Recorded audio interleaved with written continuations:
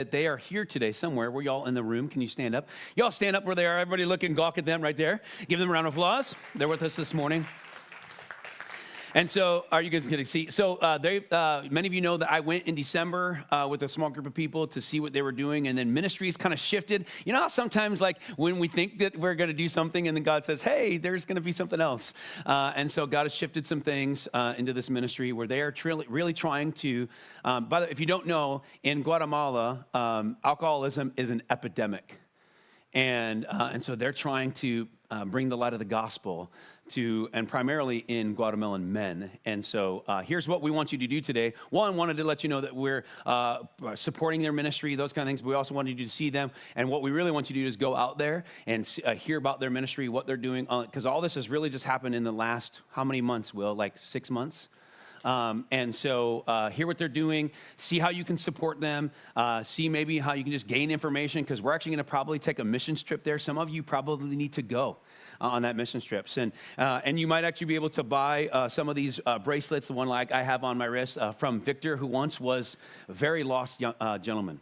And through their relationship with Amber and Will has really found the light of the gospel and is actually helping to change the lives of other men in Guatemala. And so there's different things you can do out there and get out there as well. So make sure that you go out there. If you don't go out and talk to them, then I'm going to be really sad. Right? No, but I really want you to support them and figure out how you can bless their ministry. Okay? All right, so with that, we're going to jump into our teaching for this morning. If you want to grab a Bible, you can turn to Genesis chapter 24. That's where we're going to land, Genesis 24. Genesis, pretty easy to find, really right there at the beginning of the Bible. And to get us started today, I want to start by talking about catchphrases, all right? And you know what a catchphrase is, right? You know those famous quotes or sayings, right? Generally associated with famous people, sometimes stuff like that. Well, as I started to think about catchphrases this week, apparently I have some catchphrases. I didn't know that I have catchphrases. This is actually a quote board that is actually in our print copy room that our assistant director of kids ministry, Hannah King, put together a few years ago. And there's a couple things on there. Apparently something I say often is, this is not in my notes, so you're getting this for free this morning. I say that a lot. Or like after a meeting, I might say, like we might have a meeting or something, and maybe there's a leadership meeting, and I'll say, okay, any questions? And then like the room is dead silent, and I was like, whoa, I must have been that thorough. That's great. And so apparently I didn't know that I have these catchphrases, but apparently I do. Maybe some of you have some as well. I'm sure that you do. But we want to play a little bit of a game this morning. I want to know if you could catch a couple of famous catchphrases and kind of where they come from, all right? So the first one is this. How many of you know this one? All right, all right, all right. Say it out loud. Who is it? Matthew McConaughey, right? I have his hair. No. All right, that's Matthew McConaughey. Second one, right? This next one is, come on down. Right. And the Price is Right. Of course, this is Drew Carey because now he took that over. All right, and then this last one, Bazinga. Who says Bazinga? Sheldon Cooper from The Big Bang Theory, all right? So some of you guys, you're pretty good on your catchphrases, but I use that today beyond just to test your knowledge because today's topic, what we're going to do today, what we're going to talk about today, what we're going to anchor in, involves a person who lives by a certain catchphrase. Really, I'm not sure if they could go a day without using this catchphrase. And that catchphrase what we're going to focus on today is this one. How can I help? How can I help? Well, we're going to talk today about people who live by the catchphrase, how can I help? These are people that they thrive and live their life in places where they can lend a hand. Do any of you guys have some of these people in your life? Like it just seems like they're just servant-minded people, and I know I have a couple of people in my life that are this way, but it just seems like they make the world a better place by, for some reason, just always asking like, how can I help? Where can I serve? Those kind of things. All right, and so we're going to talk about this kind of catchphrase today, and you'll kind of get more where I'm going in just a minute. But many of you know we're in a series here at Cornerstone. Got a couple more weeks, and then we'll be done for the summer, called Wired, Living Who I'm Designed to Be, where we're talking about our wiring, specifically our spiritual gifts, how we're wired by God, walking through the 7 gifting areas that are in this scripture in Romans chapter 12, 7, and 8. You can bring that up. And as you may have guessed, we are going to talk about one that's right there, the second one. We're going to talk about the gift of serving today, where it says there in verse 7, it says, if your gift is serving, I think the next one, you can bring up the next slide there, if you will. Yeah, if it is serving, then serve. All right, and so we're going to talk about that today. And this particular gift has been also labeled and called the gift of helps or the gift of administration. That actually comes from 1 Corinthians chapter 12, verse 28. This is in the ESV version of the Bible. And it says, and God has appointed in the church first apostles, second prophets. We talked about prophecy a couple of weeks ago. All right, third teachers, then miracles, then gifts of healing. And then here it is, gifts of helping and administering. And so we're going to talk and we're going to dive into this today about this gift of serving and helps and admin today. But before we dive in too deep, I need to identify and kind of qualify what this really means to have the gift of service, because it kind of can mean a lot. And so I actually looked up the word serving and serve in that Romans chapter 12, verse 7 verse.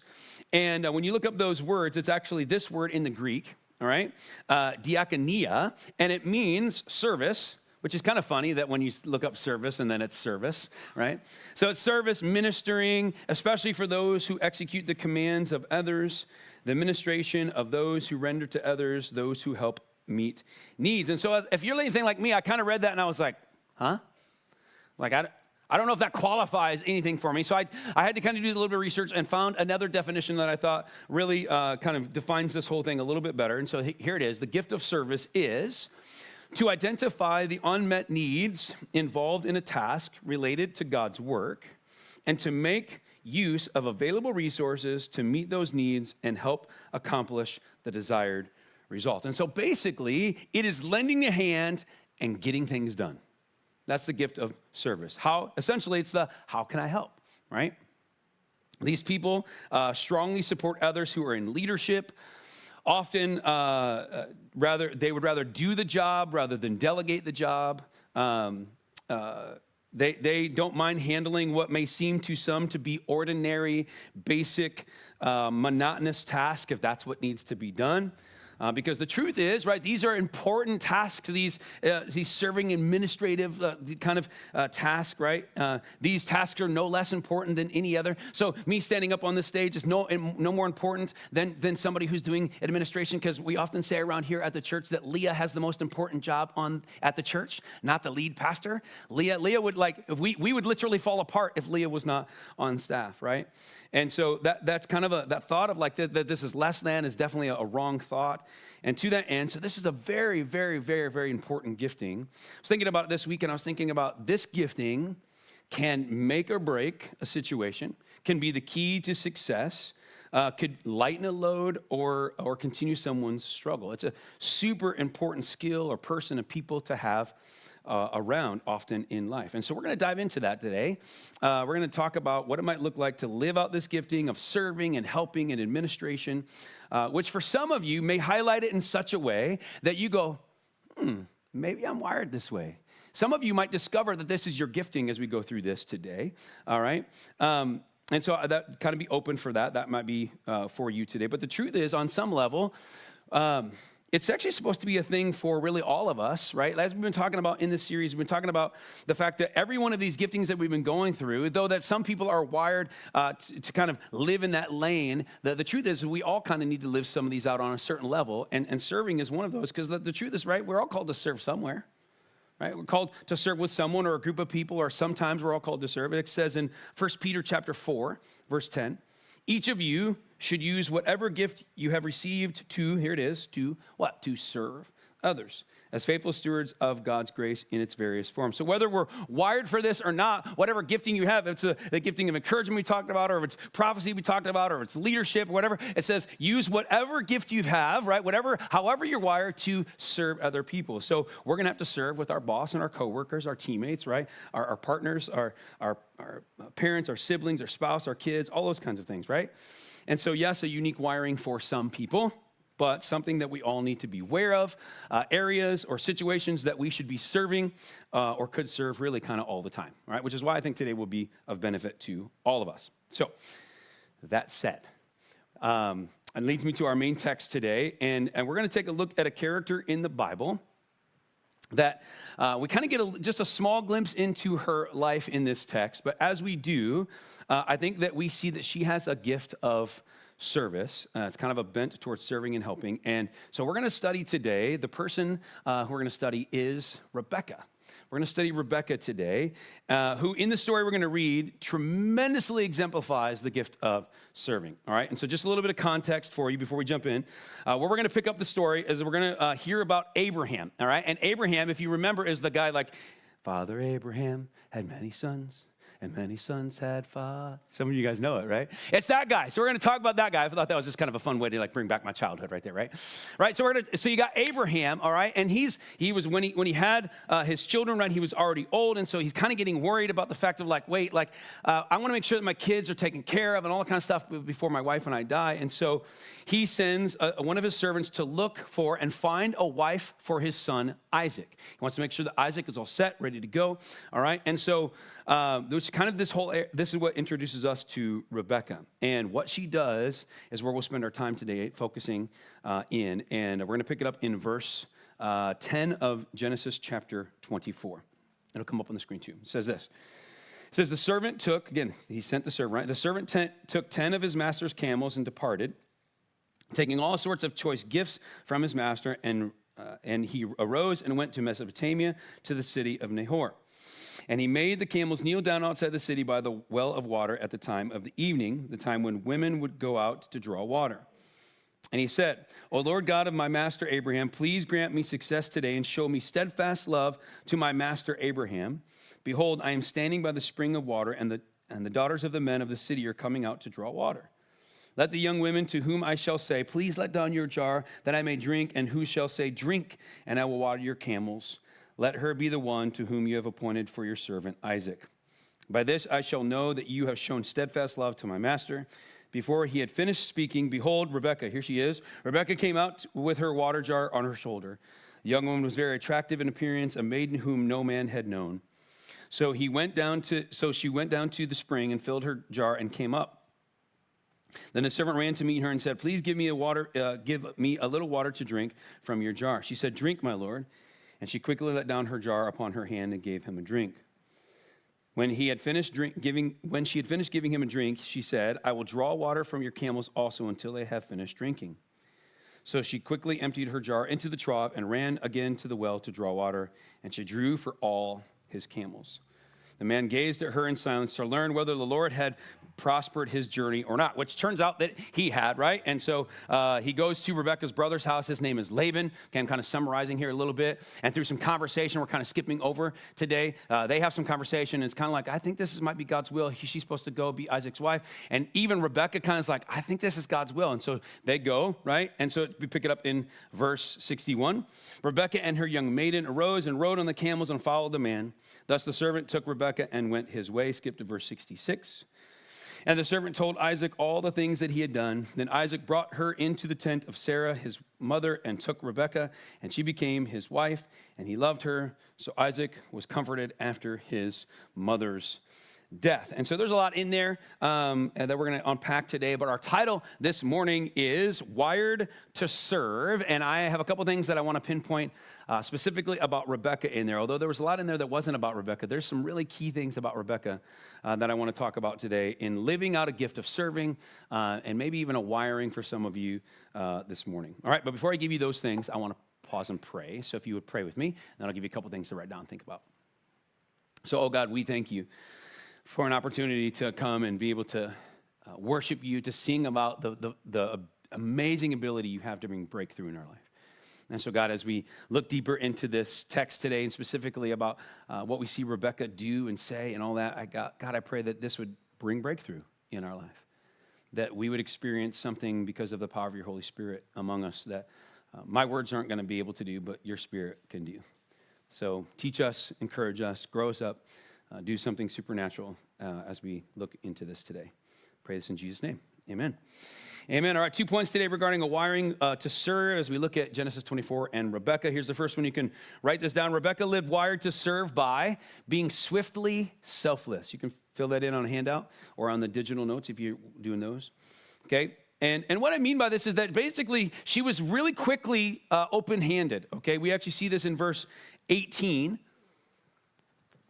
And it says in 18 of the text, it says, she said, drink, my Lord. And then I noticed this word quickly. She quickly let down her jar upon her hand and gave him a drink. And so as I was studying this text this week, getting ready for this morning, I was really kind of struck by this word quickly, because I noticed the fact that it could have said that she was like, hey, just drink. All right. And she let down her jar, but it uses this word quickly. I mean, so it would seem that Rebecca didn't hesitate to help. He's like, hey, give me a drink. She said, oh, okay. It was almost instantaneous. And she became aware of an unmet need with the servant, involved in the task related to what God was up to, because God was in this process of trying to find a wife for Isaac, right? And so she made use of available resources that she had. Remember, if our definition that I just shared just a minute ago, right? The gift of service is what? To identify the unmet needs involved in a task related to what God's work was. It's all the stuff that was going on. And to make use of available resources to meet those needs and help accomplish the desired results. So it seems, as I was studying this, I was like, well, it seems like maybe that Rebecca has this bent towards a gift of serving. Or at least this was a moment of help or a moment of service at least. But it was so fast. It was like immediate that I thought, well, maybe Rebecca has just this wiring, and is wired this way. It's what people who possess the gift of service. It's what they do. They're like, need help? Sure. They need help? Sure. It's just something that they do. There's a swiftness to selflessness. And they will often do it, even if it means that they will go without, or if it's a mundane task, or will take some time. It doesn't really matter. They're in, right? And they don't even have to think about it so much. They just are like, yeah, sure, I'll help. It made me think of they sort of live out what Proverbs 3:27 and 28 says. It says, do not withhold good from those to whom it is due, when, that is important, when it is in your power to act. Do not say to your neighbor, come back tomorrow and I'll give it to you, when you already have it with you. Basically, this is saying, do it now, not later. Don't put it all off, right? Be swift in selflessness. It's what we see Rebecca do in the text, that she was very swift to be selfless. And I think it's a really good example to follow, to find ourselves responding like that. And so some of you might actually really, you're like, oh, I seem to kind of do that. When somebody says, hey, I'll help, I'm like, okay, I'll jump in. Where do you need help? Those kind of things, right? I mentioned earlier that I have a couple of people that in my life that are these people. And it just seems like they're happiest in their life when they get a chance to just really serve, to be part of somebody else's activity, what would help them, those kind of things. And so I actually have a video of a couple of them. So I want you to take a look at this, and then I'll kind of talk a little bit about them afterwards. So take a look at these two people.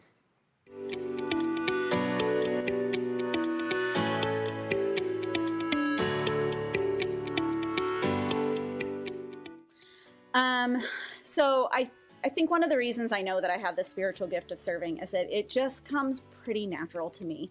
I think one of the other things is I find myself being energized by it. I think of it a lot like extroverts tend to be energized by being around people. I tend to get energized by serving. So good morning, Cornerstone. It's good to be with you this morning. So we're talking about service, and the first thing I like to say about that in terms of myself is that it's a work in progress. But I'm a very practical guy in nature, and so I find myself wanting to help people in practical ways. That's the way that I like to focus, and I've found ways to do that within the body of Christ. So other people have affirmed that in me. I'm not sure I necessarily agree with that, but we try to step up when there's a need, and so it works out. So I mentioned that I'm very practical in nature and like to help in practical ways, and many of you may recall a particular Sunday in January here at the church when we had precipitation during the evening, during the night, and then in the morning it was followed by colder temperatures. And when we got to Cornerstone that morning, our parking lot was a virtual ice skating rink. And so as people would pull in and discover how slippery it was, my partner and I that were working in the parking lot that morning greeting people were able to literally, meet people at the cars, who would park their cars for them if they were older, and help folks across the parking lot that literally was so slick you couldn't hardly stand up. And I honestly, it met a need in me that was, it was just a practical way to help people, and it was very fulfilling that morning. And so that was a thing of joy. I think for me to know that what I'm doing, it brings joy. It kind of affirms that I'm in the right spot. And that morning was definitely one of those days when you felt like we were making a difference. It was great. I think for me, one of the biggest joys of having the spiritual gift of serving is being able to help others in a practical way. I love being able to do the simple everyday things like take a meal to someone or go pick up somebody's kids from school. I think it's those little things that can make a big difference sometimes. And so it just brings joy to me to be able to do that. I think the biggest pitfall that I encounter with serving is that sometimes I don't know when to say no. Naturally, it's in me to want to say yes to everything, and then I can become burnt out. So I have had over the years to really just press into seeking God in what things I'm supposed to say yes to and what things I'm not, and to not feel guilt or feel bad about saying no sometimes. And so that's definitely a muscle that I have to continue flexing. And so that can just be a downfall sometimes to overextend myself in the area of serving. So a couple of things come to mind. One in particular, at the church where my wife and I attended prior to coming to Cornerstone, there was a particular position there that remained unfilled over a period of time, and I thought to myself, maybe that's something that I should consider. So I gave it some thought, and I stepped up, and it was a year-long commitment, and it was a mistake. I was woefully unprepared and not really qualified, and it was a long year of really being frustrated and not feeling fulfilled. So I think there's something to be said for not plugging into something that perhaps you're not necessarily qualified for. And then there have been times in the past when I found it hard to say no and found myself doing too many things at the same time. And I think it's better to just focus on maybe one or two things that you can excel at and really make a difference. So I try to keep that in mind. All right, so these two people that, I mean, many of you know them, those kind of things, but these are two people that they just seem to live a life of service. They're wired to serve. My guess is if you hung around the church over the last year or so, you have probably experienced the level of service from both of these people. I love the fact that Ben was talking about the parking lot and bringing people in. And of course, then we have rain this morning, and we had our parking lot people bringing people in with umbrellas. I love that stuff, right? And so it's just interesting to me, like both these people, I asked them to do the video because they absolutely will live their life by this whole how can I help thing. It kind of just oozes out of them. And of course, many of you know, right, the woman on the video, I like her, right? I like her. Leah's my wife, and so I get to see this really up close and personal. And so I was thinking this week about like sharing a little bit about her, and she loves when I share about her up on stage. But she let me say all this stuff about her. But I will tell you, I was thinking this week about when we first got married. The very first experience that I can remember of really kind of clicked in me that Leah is wired to serve is when I first got out of college. I was delivering building supplies for a building supply company here in South Bend.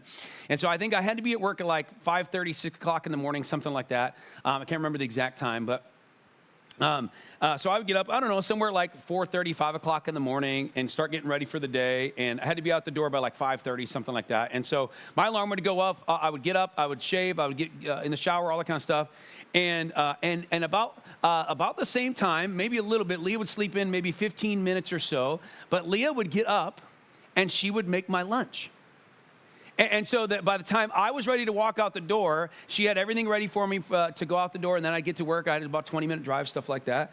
And how many of you know I've got a pretty incredible wife, right? And I was like, I vividly, as I was thinking about that this week, I vividly remember that experience with Leah because, like, the truth of the matter is like, I don't think, if I remember correctly, I don't think that on my first day of working that we had a conversation about her getting up and making my lunch.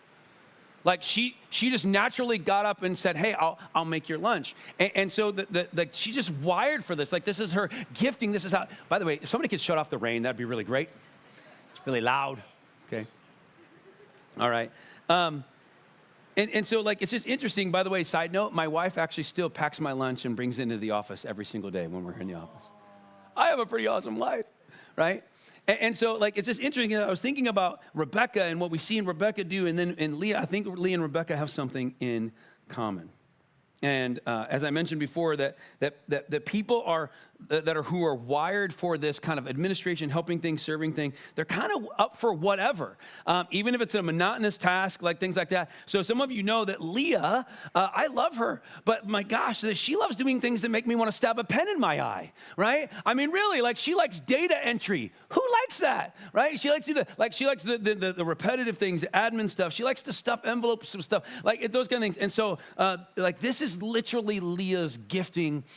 She is absolutely wired for this. And to be honest with you, as I was thinking about that, because again, I think some people can make this and say, oh, well, it's not as important as what you're doing up on stage. And I said already, Leah has probably the most important job at the church, right? And so what she does for me personally is Leah inspires me. Significantly inspires me to serve because how many of you know, like, those of us that are not gifted in service, we can make a lot of excuses not to serve. Right? And so, like, the reality is that, like, Leah inspires me to grow and to be more of a servant-minded person myself. And so I'm grateful for her. I'm grateful for, I put it in my notes this way. I want to be more like Leah when I grow up, right? Like, really, like, she inspires me. And then so I started to think about how do I kind of close out this point, and we can move on to the second point. And as I was thinking about that, I played back the quickness, because I think Leah has it too, the quickness of Rebecca's helping that she gave. And I started to think about the job that firefighters, paramedics, and police officers do. And what I mean by that, I was thinking about the value that they put into response times. I actually know several people that are police officers and firefighters and paramedics, and I know that they want to, in a crisis, they want to respond as quickly as they possibly can. They run drills, and they assess their equipment, and they analyze data so that ultimately they will be able to get to the quickest response times they can possibly get. And if I can make this connection to our topic today, folks, I think that kind of tenacity to respond quickly to serve is something that we can take a cue from Rebecca here in today's text, and we should be trying to do that. When we have an opportunity to serve, we should have quick response times, whether we're wired for this or not, because again, there's value in living this out, no matter if we're wired for this or not, on some level, because we're gonna have someone in some situation, some circumstance that we can serve in, and we ought to be responding quickly, like Rebecca did. Quickly. We ought to, like firefighters and paramedics and police officers, work on our quick responses to be selfless where we can. And likely those of us that are not wired for this, probably we need to do that way more than we actually do. I know that's where I fall. I need to work on my response times. So that's our first thing today. Rebecca lived wired to serve by being swiftly selfless. Secondly, you can fill this in. Rebecca lived wired to serve by picking up and acting on what else needed done. Picking up and acting on what else needed done, which we see this in verse 19 of the text today, which says of Rebecca, it says, that when he had finished giving him a drink, she said, I will draw water for your camels also until they have finished drinking. Now, this is actually a very significant moment here from Rebecca that I think often can get overlooked in this text, because I think that the primary, when I've heard this teaching, this particular text taught before, the focus has been on what God kind of revealed, and the servant asked for this, and then God did this, and the wording was, everything was right, and it was all about like finding the wife for Isaac, which, by the way, that was all part of the story.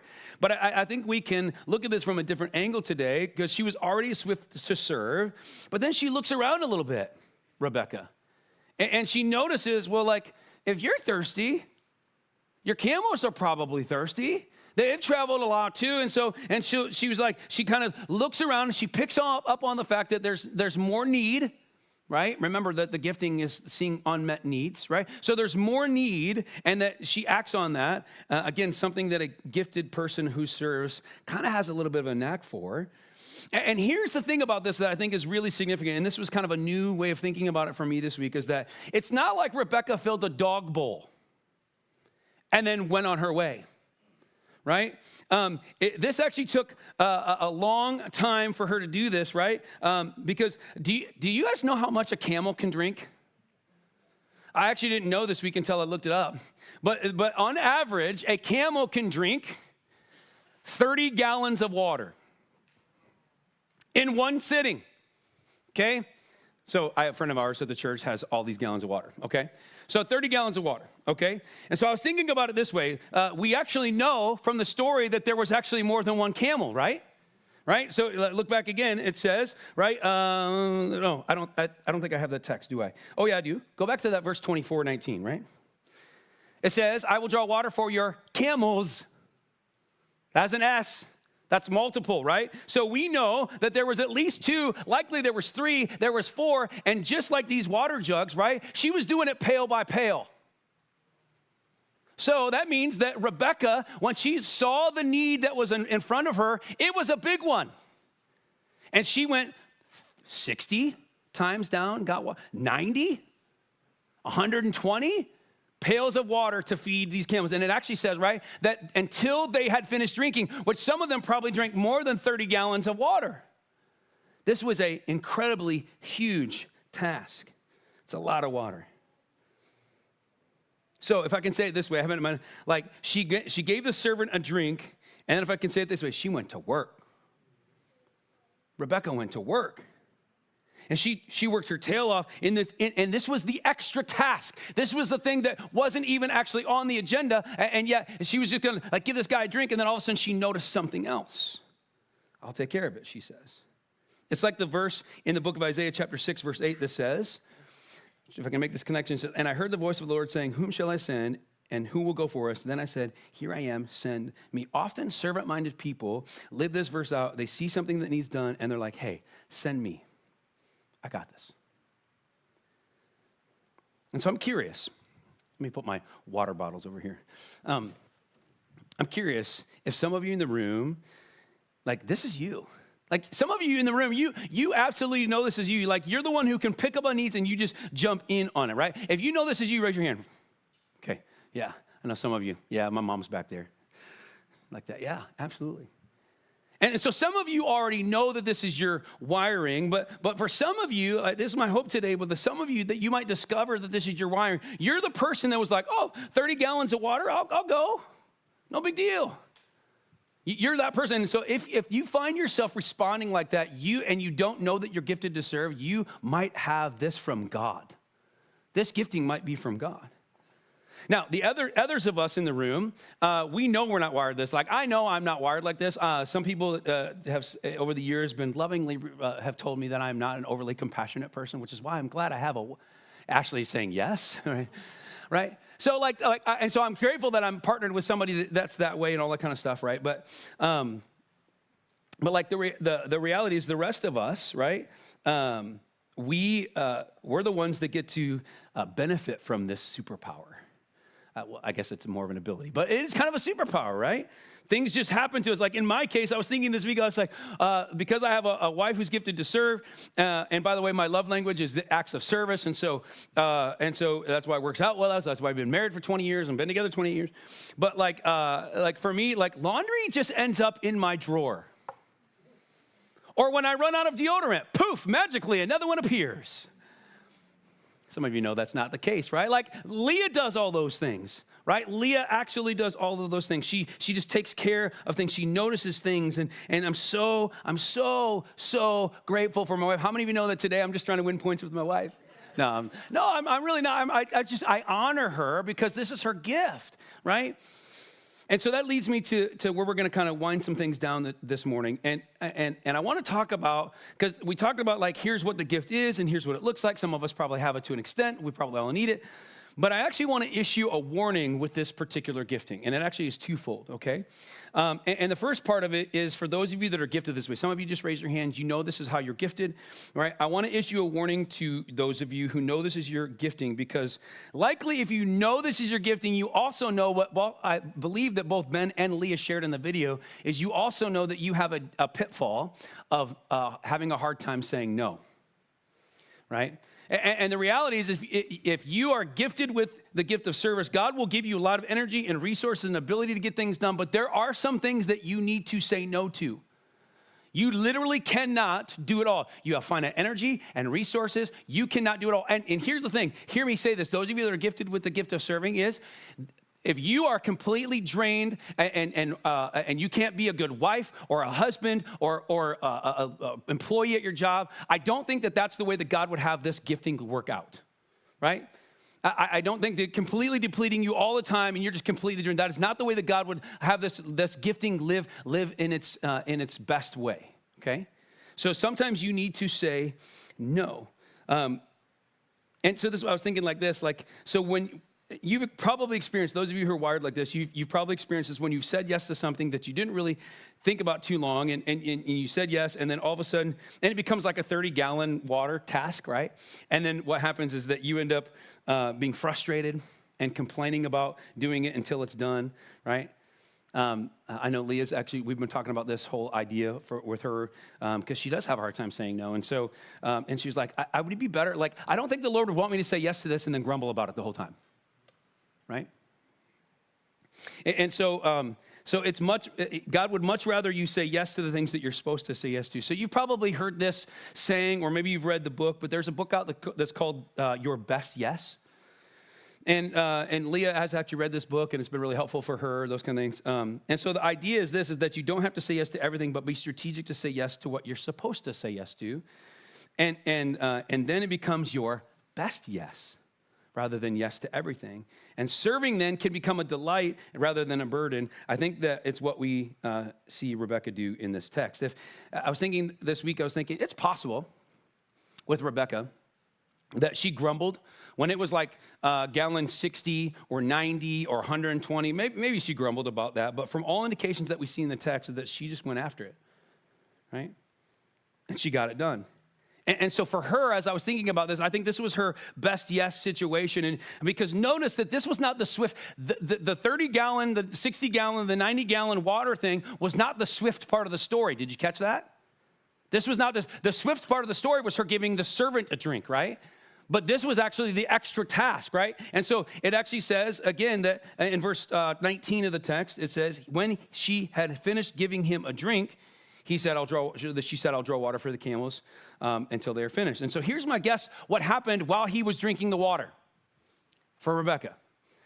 While he was drinking the water, Rebecca took a minute to assess where she was, what kind of time and energy she had available. Maybe she said a prayer, and then she said what she said, and she said yes to the task. I think some of you who are wired like this may need to follow that model, and to be more of your best yes to, take a minute before you say yes and assess where you are. How much time and energy do you have? What's available to you? Take the time to pray and then say yes or no. And I think if you did that, better yeses will come. Better yeses will come. And so that's the first part. That's the first side of the warning here with this gifting. And so that's for those of you that are wired this way and you know that you're wired this way, or maybe you're leaning to knowing that you're wired this way. The second part of it is for those of us not wired this way, and specifically wired not this way, so that there's two things. I think the first thing is this, is that don't use the best yes to always say no. Those of us that aren't servant-minded, we easily say no. Right? So don't use that. But I think more than that, and this is what I really want to talk about as the worship team comes, get ready to close, is that I think that we need to be careful. Those of us that are not wired this way, we need to be careful to not take advantage of those who are wired in serving. We need to be careful of this. Sometimes we need to say no for these people by not asking. Right? Now, we don't want to take away a blessing that God wants to give them, but sometimes we need to say no by not asking. But more than that, here's what I think is most important. I think we need to, with the people that serve us in our life, that are servant-minded people, that this is just their natural gifting, I think we need to do a way better job. I know I do. Need to do a way better job of just being grateful to them. Just showing a little gratitude. So when for me, when I'm like, oh, I ran out of deodorant, and poof, another one ends up in my cabinet, I should say to my wife, hey, thanks. Thanks for getting me deodorant. Because then the church doesn't have to have a stinky pastor, right? But I should be thankful. I should express that gratitude towards my wife, right? Where my laundry gets done, all those kinds of things. Or maybe for you, it's like when that person does the 30 water gallon task thing for you, just a little gratitude, folks, can go a whole long way. And what it will do is it will help these people that are wired this way to be fulfilled in their gifting. because what they're doing a lot of the times is exhausting. That's why you don't want to do it, right? That's why you're not doing the thing, because it's exhausting. And so they just need to be encouraged. And I was thinking about, again, I'm talking a lot about my wife today, but this is her gifting. But I was thinking about the first few years of our marriage. And I will just be really transparent with you, folks. I took advantage of my wife's serving gift. Like a lot. And to the point where there were a couple people, I was actually my accountability partner at the time, because I gave him full access to call me out on stuff. And then there were a couple family members that were like, you're kind of treating your wife more like your slave than your partner. Like to the point where I'd be in the living room and I'd want something from the kitchen and she'd be in the living room and I would say, hey, babe, can you get up and get me this? Yeah, right. Somebody just gasped up here, right? Like that was just normal. And again, part of it was, right, like some of you know, like my mom just raised her hand too, that she's a servant-minded person, whatever. Like my mom, like, did that with her. Because again, it's one thing like for your, like do that for your kids, things like that. But like there's a point, like Leah and I are in a partnership, right? Like this is, and so I was like, well, what do you mean? And they were lovingly to say, stop being a jerk, listen. And so so the reality is I had to go to work on like not abusing and taking advantage of my wife who's servant-minded, right? Being more grateful, those kind of things. And so actually, I have in my notes, like, I guess you could ask Leah and see how good I'm doing. But she was like, I don't want people asking me because, no. But I did ask her, and she goes, she actually said, well, I'll tell people that you're doing better, but you have still some way to go. I was like, okay. But really, like, I didn't even realize that I was taking advantage of this person who's servant-minded. And so here's the point, is that I think there's a warning here for those of us that are not specifically wired this way too. We need to be careful that we're not taking advantage of these people because I think that when they get taken advantage of, sometimes then they can just shut down and not live in their gifting either. And that wouldn't be good for anybody, all right? And so I'm gonna close with this. I think the question here for this point is this, it'll come up on the screen, is how well do I pick up on needs around me? And the answer to that question might tell, if you're like, oh, I think I do that really well, that might show you that this is your wiring or more that you need to live this out. Or it could tell us maybe what we might be able to learn from those that are, because I think there might be some things that we might be able to learn. I'm learning from Leah. Leah is showing me some things on how to do this better in my life. And helping me, hopefully, to stay focused that I'm not overusing her or taking advantage of her or manipulating her or those kind of things, all right? I think this is a great insight from the story of Rebecca that I think can easily get missed, is just this idea of looking around and seeing what else needs to be done, all right? So that's our second point. Rebecca lived wired to serve by picking up and acting on what else needed to be done. With that, why don't you stand? And we're going to take some time to worship, and then we're going to pray.